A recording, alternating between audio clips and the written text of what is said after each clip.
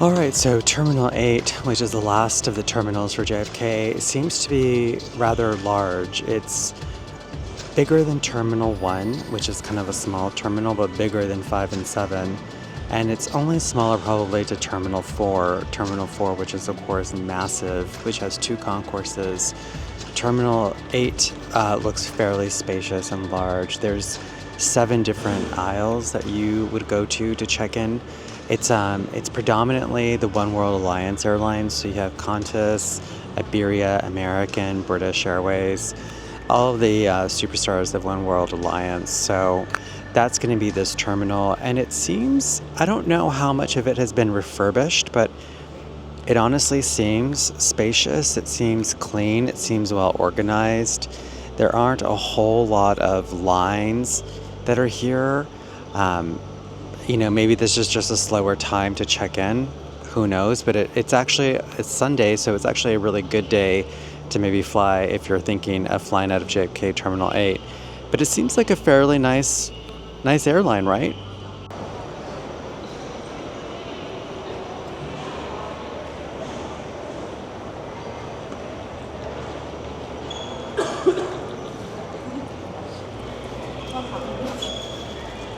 So here with 5 and 6, you have Qatar Airways at 5, and you have Iberia business class check-in at lane 6.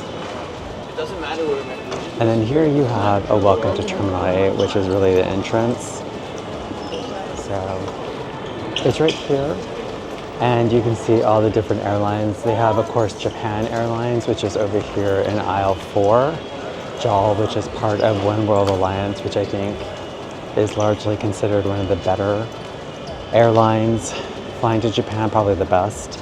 And then they also, because they're One World, they share it with British Airways, which you can see the livery. British Airways also has self-check-in terminals here, quite a bit. And again, this doesn't seem packed at all. Directly ahead is an airline, Alaska. I don't know if Alaska's One World, but you have it right there. And one of the things I really like about this airport, this terminal, is that it's very airy. You can see like this kind of hangar style, but it's vaulted, so it gives you a sense of airiness, which I really, really like. And again, there's actually quite a bit of people here flooding in. I guess there's some flights that are coming up, but it all seems manageable. It all seems doable.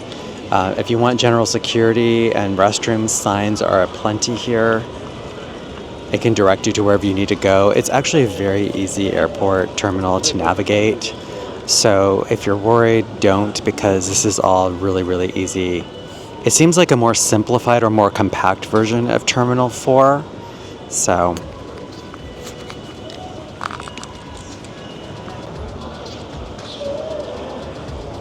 and so this is going to be the American terminal right over here, which is towards the end. And it looks like American has some pretty nice things going on here. Let me show you. You go to the very end of Terminal 8 to do the American Superstar Priority check-in. You can see that it's gated, it's walled off, because everybody's special over here. But it's going to be in there, and it looks super empty. So if you're flying American first class, and I'm presuming these are all international flights, these are not domestic flights, so yeah, here you would have, this is the premium check-in for both British Airways and American Airways. Very similar to the setup with Terminal 4 with Delta One. And so if you want the AirTrain, you would just follow those signs right over there.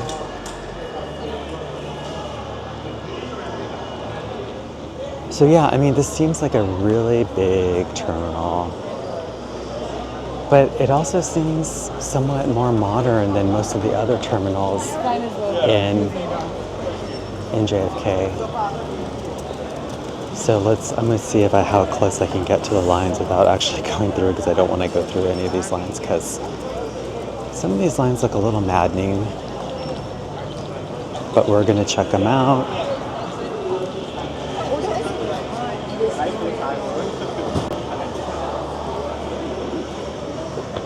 So you can see the check-in area.